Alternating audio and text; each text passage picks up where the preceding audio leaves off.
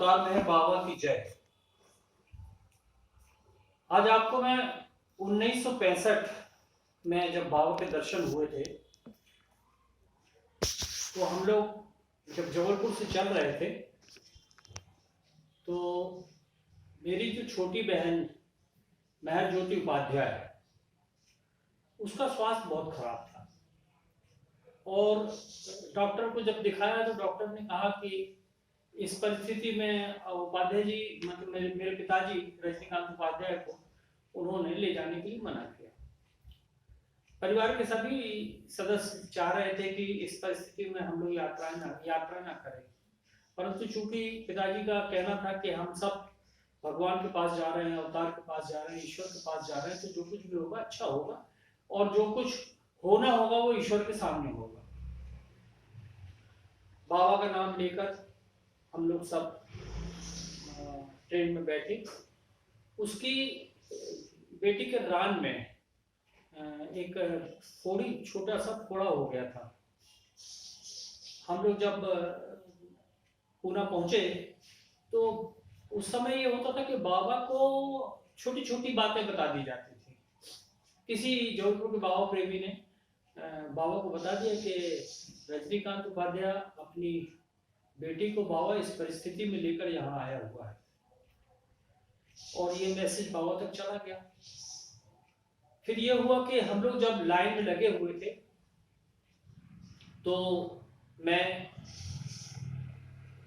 पिताजी, माताजी, 3 बहनें, तो जैसे ही बाबा के सामने हम लोग पहुंचे और बाबा का चेहरा क्रोध से लाल था, तमतमाया हुआ चेहरा, और बाबा ने इशारा करके पूछा ऐसा, वाई? तो एरज भाई ने पिताजी की तरफ देखते हुए बोला कि बाबा पूछ रहे हैं कि वाई? तो पिताजी ने कहा मैं समझा नहीं। तो बाबा ने फिर कुछ इशारा किया, तो एरज भाई ने फिर पूछा कि इस परिस्थिति में बच्ची को लेकर क्यों आया? तो पिताजी तब तक बाबा के सामने खड़े हुए थे, हम लोग सब पिताजी के पीछे खड़े हुए थे, और पिताजी ने कहा बाबा आपका दर्शन करने की बड़ी लालसा थी, और इसके बाद फिर मालूम नहीं कब दर्शन होगा, तो इसके कारण दूसरा हमने ये भी सोचा कि अब जो भी होना होगा वो ईश्वर के सामने होगा, क्योंकि आप अवतार हैं, ईश्वर हैं, सब ज्ञाता हैं, सब कुछ जानते हैं। तो मैंने ये विचार किया कि दादा बाबा की यदि आप इसका जीवन होगा तो आपके सामने होगा, और यदि इसका जीवन समाप्त होना होगा तो भी आपके सामने होगा, क्योंकि अत्तो तो सब कोई आपके पास आते हैं। तो ये सोचकर अब मैं आपके पास चला गया। बाबा हल्का सा मुस्कुराए और बाबा ने फिर उंगलियों से कुछ इशारा किया, जिसे एरज भाई ने पढ़ा, और एरज भाई ने अनाउंस किया कि बाबा इसी समय गुजरात के डॉक्टर, मैं नाम विस्मृत हो रहा हूँ, भरूचा, और डॉक्टर हैरिकेन मोर, इनको बाबा तुरंत अपने पास बुला। दर्शन का प्रोग्राम रुक चुका था, हम लोग सब कोई बाबा के सामने खड़े हुए थे, और बाबा निरंतर बच्ची की तरफ देख रहे थे। फिर बाबा ने मेरी माँ की तरफ इशारा किया और कहा कि वो बच्ची को मेरे को दे दे, और बाबा ने उसको बच्ची को गोद में लेके बाबा ने वो जहाँ पैर में जो रान में जो फोड़ी थी, उस फोड़ी को देखा बाबा ने। तब तक डॉक्टर भालूचा और डॉक्टर हैरिकेन मोर और एक और कोई डॉक्टर थे जिनका नाम मैं विस्मृत हो गया, वो सज्जन, ये 3 सज्जन आ चुके थे। बाबा ने उनको इशारा किया, और एरज भाई ने बताया कि बाबा चाहते हैं कि इसको इमीडिएट कट करो, अभी इसको चीरा लगाओ, और चीरा लगा के फिर मेरे को दिखाओ। और तब हम लोगों को बोला गया कि आप लोग बाबा की कुर्सी के पीछे आके बैठ जाए। तो हम लोग जहाँ बाबा के दर्शन चल रहे थे उसके पीछे जाके बैठ गए, और छोटी वाली बहन को गुरु प्रसाद बंगले के अंदर ले जाएंगे। गुरु प्रसाद बंगले के अंदर ले जाने के बाद उसको वहां पर चीरा लगाया गया, और चीरा लगाने के बाद बाबा ने जब वो लौट के आया तो वो एक उसके ऊपर एक प्लास्टिक का वो लगाया हुआ था, टेप लगाया हुआ था, जो अंदर के स्टिच को दिखता था। उस समय वो उसके अंदर जो टाँके लगे हुए थे वो दिख रहे थे। तो बाबा ने बोला कि मेरे को फिर से दो। तो बाबा ने उसको बच्ची को फिर से गोद में लिया, और गोद में लेने के बाद बाबा ने ये वाला इशारा किया, वेरी नाइस वेरी नाइस। तब तक एस भाई ने बोला कि बाबा आप लोग को सामने बुला रहे हैं। तो फिर माँ और पिताजी और हम लोग सब फिर से बाबा के सामने आए, और तब तक हम लोगों ने पुनः बाबा का दर्शन किया और बाबा के चरणों का स्पर्श किया। और स्पर्श करने के बाद फिर वो हम लोग ने बाबा ने वो बच्ची को जो जिसका नाम महज्योति था माँ के हाथ में दे दिया। इस प्रकार ये घटना थी, जो इस घटना के माध्यम से हो सकता है कि उसके संस्कारों को, उसके प्रारब्ध को बाबा ने अपने सामने ही ऑपरेट करवाया और वो किया। बाद में वो बच्ची बड़ी हुई, उसकी शादी हुई, 2 बेटे हैं, दमान बाबू हैं, परंतु परिस्थितियां कुछ विपरीत बनी और वो कैंसर की शिकार हुई। और कैंसर के शिकार होने के बाद वो 3rd स्टेज के बाद एक और स्टेज आती है, एडवांस स्टेज। उस एडवांस स्टेज पे गई, पर उसका बाबा के प्रति जो कॉन्फिडेंस था, उसका बाबा के प्रति जो निष्ठा थी, उसके बाबा के प्रति जो विश्वास था, उसका बाबा के प्रति जो समर्पण था, वो अद्भुत था। हम लोग जब कैंसर हॉस्पिटल में महज्योति से मिलने जाते थे तो वो हम लोग के चेहरे, उतरे हुए चेहरों को देख के बोलती थी, घबराओ नहीं, मेरे को कुछ नहीं हुआ है। ये लोग जो डॉक्टर और ये जो लोग बोल रहे हैं कि मुझे कैंसर हुआ है, मुझे कैंसर नहीं हुआ है। मैं एक छोटी सी बीमारी से जूझ रही हूँ और मैं बहुत जल्दी ठीक हो जाऊंगी। वो बहुत जल्दी ठीक हो जाऊंगी बोलती थी, तो मैं उत्साह हो जाता था।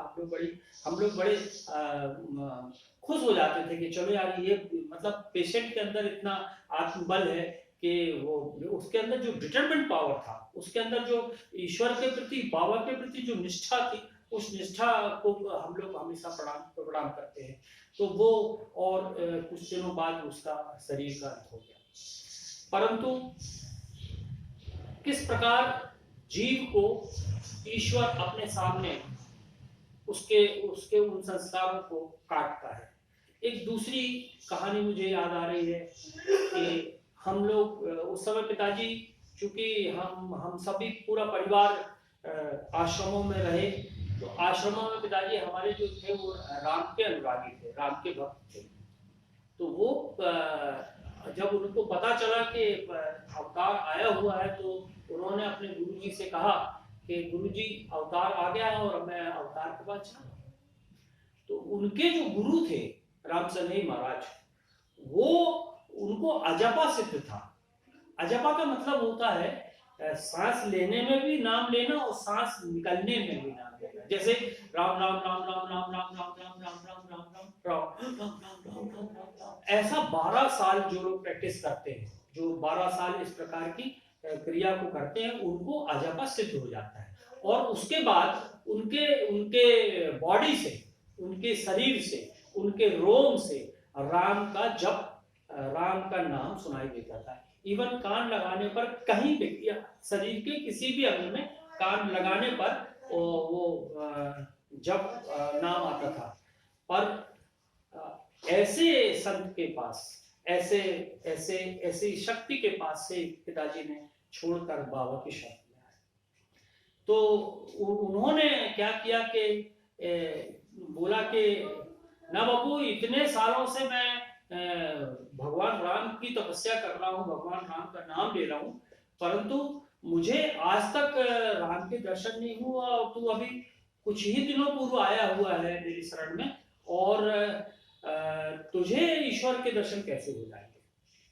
तो उन्होंने, वो चूंकि तंत्र मंत्र, मारण मरण वशीकरण ये सब जानते थे, तो उन्होंने हमारे पिताजी को भी ये सब सिखाया हुआ था।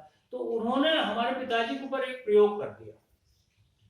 उस प्रयोग के होने से हमारे पिताजी के गर्दन के नीचे के हिस्से में पूरे में बड़े बड़े फफोले आ जाते, जैसे जलने पर फफोले आ जाते हैं ना, ऐसे फफोले पूरे बॉडी पर आ जाते थे। फिर वही प्रक्रिया दोहराई गई, छोटी छोटी बातों को बाबा को लिख दिया जाता था। और उसी समय हाजरा साहब जो थे, एके हाजरा, अमित कुमार हाजरा, उनकी जो गर्दन थी ऐसी तिरछी होके वो अकड़ गई, वो सीधी नहीं होती थी। यदि बात करना रहता था तो वो पूरा ऐसा बॉडी को घुमाना पड़ता था। तो ये दोनों बातें चिट्ठी में बाबा को लिख दी गई कि बाबा, अमित कुमार हाजरा की गर्दन तिरछी हो गई है और वो ठीक नहीं हो रही है, और रजनीकांत उपाध्याय को बड़े बड़े फफोले पड़ रहे हैं, और वो फफोले रात को फूट जाते थे। वो फूटने से वो कपड़ा चिपक जाता था, और कपड़े को चिपक जाने से फिर उसको गीला करके मलमल का कपड़ा पहनना पड़ता था, वो धीरे से निकालना पड़ता था। तो इस प्रकार दोनों का पत्र बाबा के पास गया, और बाबा ने कहा ठीक है, जब दर्शन का कार्यक्रम होगा उसके पहले आप लोग कोई भी नहीं आओगे। तो ये लोग लगातार रास्ता देखते रहे, और अंततोगत्वा करीबन 8 महीने के रहने के बाद, 8 महीने के बाद वो उनको बुलाया गया कि भाई चलो अब दर्शन पे चलना है। तो शायद वो नवंबर का महीना था, और नवंबर के माह में ये लोग दर्शन के लिए पूना पहुंचे। पूना में दर्शन था। तो जब ये लोग दर्शन को पहुंचे तो रजनीकांत उपाध्याय, अमित कुमार हाजरा, एक वो थे मिस्टर श्रीवास्तव जी थे, और अमित कुमार हाजरा की मां भी गई। जब ये लोग वहां पूना में गेट पर पहुंचे, फिर सवेरे गेट खुला, बाबा आए ब्लू बस अपनी कार से, तो फिर सब कोई वहां पर अंदर प्रवेश करने लगे। तो प्रवेश द्वार पर एक व्यक्ति नहीं बल्कि 8-10 व्यक्ति लाइन लगा के खड़े हुए थे, और हर आने वालों को बोल रहे थे कि बाबा के इंस्ट्रक्शन है कि कोई भी व्यक्ति बाबा से पर्सनली अपनी समस्याएं नहीं बताए।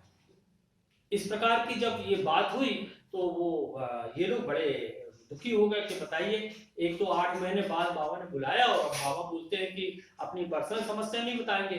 तो ये इन लोगों ने दोनों ने, अमित कुमार हाजरा और रजनीकांत उपाध्याय ने मिलकर प्लानिंग करी कि यदि माँ, मतलब अमित कुमार की माताराम यदि बता दें बाबा को कि बाबा ऐसे ऐसी प्रॉब्लम है, तो डांट पड़ेगी तो माँ को पड़ेगी, इनको नहीं, इन लोग दोनों को नहीं पड़ेगी। तो इस प्रकार ये दोनों ने ये विचार करके और लाइन में लगे। और बाबा की जैसे स्वाभाविक आदत थी, जैसे ही अमित कुमार की माँ सामने पहुंची और बाबा ने ऐसा करके पूछा कैसे है, तो माँ ने तुरंत कह दिया बाबा वो अमित को बहुत परेशानी है। बाबा ने ऐसा अननोन जैसे होकर पूछा क्या हो गया उसको, तो कह रहे बाबा उसकी गर्दन तिरछी हो गई। अच्छा ऐसा हो गया? तो कह रहे हाँ, तो बुलाओ उसको। अमित कुमार हाजरा उनके सामने गए, तो बाबा ने पूछा क्या प्रॉब्लम है, कैसा हुआ, ये हुआ। बाबा ने उन्हें बताया कि डॉक्टर, मैंने अमित कुमार हाजरा के फादर जबकि बहुत अच्छे डॉक्टर थे, परंतु उनकी गर्दन ठीक नहीं हुई। तो बाबा ने कहा ठीक है, एरज को बोला कि तुम जाओ अंदर गुरु प्रसाद बंगले के अंदर से एक दवाई उठा के लाओ। एक पर्टिकुलर दवाई बाबा ने बताई, और वो दवाई लेके एरज भाई आए। तो एरज भाई को ने बाबा को दी, बाबा ने वो अमित कुमार हाजरा को दी, कहा एक गोली रात को पर डे खाना है तुमको, और रात को बाबा का नाम 7 बार तुमको लेना है। फिर बाबा ने रजनीकांत उपाध्याय की ओर इशारा किया कि तुम्हारी ड्यूटी ये रहेगी कि ये जब रात को दवाई खाएगा तो तुम इसको याद दिलाओगे कि इसको 7 बार बाबा का नाम लेना। इन्होंने कहा ठीक है, मेरे पिताजी ने कहा ठीक है बाबा, बिल्कुल मैं बता दूंगा उनको। अब इनका जब नंबर आया तो अमित कुमार हाजरा ने बाबा को बोला कि बाबा ये रजनीकांत को ऐसा ऐसा ऐसा ऐसा हो रहा है, और इसके शरीर में पूरे में फफोले पड़ जाते हैं और बहुत प्रॉब्लम होती है। तो बाबा ने कहा इसमें मैं क्या कर सकता हूँ? तो इनको लगा कि बताओ, ये अमित कुमार हाजरा को तो ये दवाई दे रहे हैं, और मेरा जब चांस आया तो मेरे को बोल रहे हैं मैं क्या कर सकता हूँ। फिर बाबा ने रजनीकांत उपाध्याय को बोला कि तुम एक काम करो, तुम किसी डॉक्टर को दिखाओ, पूना में बहुत अच्छे अच्छे डॉक्टर हैं, किसी महंगे डॉक्टर को दिखाना और उससे दवाई लो, तुम ठीक हो जाओगे। अब इनके मन में ये आया कि बताओ कैसा भगवान है, एक को तो ट्रीटमेंट देता है, दूसरे को बोलता कि बाहर से ट्रीटमेंट दो। चलो दर्शन हुए, ये लोग आ गए। चौथे दिन गुरु प्रसाद बंगले के अंदर दोपहर को मध्य प्रदेश के लोगों को दर्शन के लिए बाबा ने विशेष रूप से आमंत्रित किया था। हाँ, सब कोई बैठे हुए थे हॉल के अंदर, बाबा कुर्सी, बाबा एक सोफे पर बैठे हुए थे और बाबा प्राय प्राय सबसे हालचाल पूछ रहे थे। अमित कुमार हाजर से पूछा कि दवाई ले रहे हो? कहे हाँ बाबा ले रहा हूँ। गर्दन ठीक है? कहले हाँ बाबा, दवाई खाने से गर्दन में मूवमेंट आ गया है और बकायदा मैं 7 बार नाम लेके आपकी दवाई खा रहा हूं। फिर जब रजनीकांत उपाध्याय जो मेरे पिताजी हैं, उनसे पूछा गया कि तुम डॉक्टर को दिखाए? तो उन्होंने कहा नहीं बाबा, मैंने नहीं दिखाया। अब बाबा के चेहरे में थोड़ा सा आक्रोश, क्यों डिसोबे क्यों करते हो? तो कहा बाबा नहीं गया मैं। क्यों नहीं गए? कहे बाबा मैं सोचा था कि आप मेरा ट्रीटमेंट करोगे। तो बाबा ने ऐसा क्लैप करके पब्लिक की तरफ कहा, लिसन लिसन, सुनिए ये क्या कहता रजनीकांत। तो हाँ बोलो रजनीकांत, क्या कहते हो? तो इन्होंने बोला कि बाबा मैंने सोचा था कि आप मेरा ट्रीटमेंट करोगे। तो बाबा ने पूछा कि तुम मेरे को क्या समझते हो, तुम मेरे को आखिर क्या समझते हो? तो पिताजी ने कहा मैं आपको भगवान समझते हैं। तो क्या तुम मेरे को डॉक्टर समझते हो क्या? तो बाबा ने जब पूछा क्या तुम मुझे डॉक्टर समझते हो? क्या हाँ बाबा, आप तो डॉक्टर भी है, भगवान भी है, आप सब कुछ है। तो बाबा ने फिर क्लैप किया और क्लैप करके पब्लिक की तरफ कहा, सुनो सुनो, ये तुम लोग क्या समझते हो? तो किसी ने बोला प्रभु आपको ईश्वर समझते हैं, किसी ने भगवान समझते हैं, किसी ने गॉड समझते हैं, किसी से क्राइस्ट समझते हैं। तो एक व्यक्ति ये खड़ा हुआ है, देखिए, जो कहता है कि मैं आपको डॉक्टर समझता हूँ। क्या मैं डॉक्टर हूँ? तो क्या बाबा, फिर बाबा ने कहा अच्छा ओके, अगर मैं डॉक्टर हूं तो मुझे अपना बीमारी के बारे में बताओ। तो वो जो उनको प्रॉब्लम हुई थी, वो हम जो उनके गुरु थे उन्होंने उनके ऊपर एक प्रयोग कर दिया था। प्रयोग कर दिया मतलब कि उनने चूंकि 12 साल 14 साल उनके आश्रम में रहे, उनका सानिध्य में रहे, हम पूरे परिवार सहित वहीं आश्रम में रहते थे। तो उन्होंने कहा कि यार इतना अच्छा मेरा शिष्य जा रहा है, तो उन्हें एक तंत्र प्रयोग कर दिया और पिताजी से बोला गया था कि ये इसकी तोड़, इसका ट्रीटमेंट आप जानते हैं। परंतु उन्होंने कहा नहीं, ये चूंकि मैं 14 साल गुरु के माध्यम से बाबा तक आया हूँ, 14 साल वहां ईश्वर का नाम लेने के माध्यम से मैं यहाँ तक आया हूँ, तो ये गुरु का प्रसाद है, पर इसकी तोड़ नहीं करूंगा मैं। इस प्रकार फिर बाबा ने कहा अच्छा रजनीकांत तो झूठ बोलता है। तो जब ये झूठ बोलता है बोला, तो इनको बड़ा वो लगा कि ऐसा क्यों बोल रहे बाबा। तो बोलो, बाबा ने बोला कि बोलो सबके सामने कि मैं झूठ बोलता हूँ। तो उन्होंने पिता क्योंकि बाबा बोल रहे थे, बोल दिए कि हाँ मैं झूठ बोलता हूँ। क्या अच्छा एक काम करो, अपने कपड़े उतार के दिखाओ तुमको क्या प्रॉब्लम। अब पिताजी बड़े संकोच में थे, गरीबी का जमाना था, कपड़े कुछ ऐसे इनर गारमेंट जो थे वो फटे हुए थे। तो उनको ये लगा कि इनके सबके सामने जब ये इनर गारमेंट उतरेंगे तो लोग देखेंगे कि ऐसे फटी हुई चड्डी पहने हुए हैं, बनियान पहने हुए, तो थोड़ा सा शाई फील कर रहे थे। बाबा ने कहा नहीं, अपना कुर्ता उतारो। तो जब उन्होंने अपना कुर्ता उतारा बाबा के सामने, तो जैसे ही उन्होंने अपना कुर्ता उतारा तो उनकी बॉडी में किसी प्रकार के फपोले या किसी प्रकार की कोई भी विकृति के निशान नहीं थे। बाबा ने पुनः बोला, देखो मैं बोल रहा था ना कि रजनीकांत झूठ बोलता है, और ये देखो सिद्ध हो गया। और बाबा हंस दिए। परंतु बाबा ने उसी समय फिर वो संदेश को दोहराया कि मैं किसी प्रकार का कोई चमत्कार नहीं करता। तुम्हारी आस्था, तुम्हारा विश्वास, तुम्हारी श्रद्धा, तुम्हारी निष्ठा चमत्कार कर सकती, परंतु मैं किसी प्रकार का चमत्कार नहीं करता, क्योंकि ईश्वर चमत्कार कर ही नहीं सकता। ईश्वर ने तो जैसे कि बाइबल में कहा है कि हो जा, और सारी सृष्टि बन गई। इसी प्रकार ईश्वर के कहने से ही सारी सृष्टि में सब कुछ चल रहा है। तो ईश्वर चमत्कार के लिए नहीं आया। ईश्वर चाहे तो एक सेकंड के अंदर सारे विश्व को अपने नियंत्रण में कर सकता है, अपना फॉलोवर बना सकता है। परंतु बाबा ने कहा है कि आपका प्रारब्ध, आपके संस्कार के अनुरूप आपको अगला जीवन जीना पड़ता है। और लाखों जीवन जीने के बाद, लाखों जीवन का शब्द उपयोग किया बाबा ने, लाखों जीवन जीने के बाद अंत तो गत्वा वो जाकर ईश्वर में समाहित हो जाता है, ईश्वर जैसा हो जाता है। बाबा ने लोगों को अपना फॉलोवर नहीं बनाया, अपना भक्त नहीं बनाया।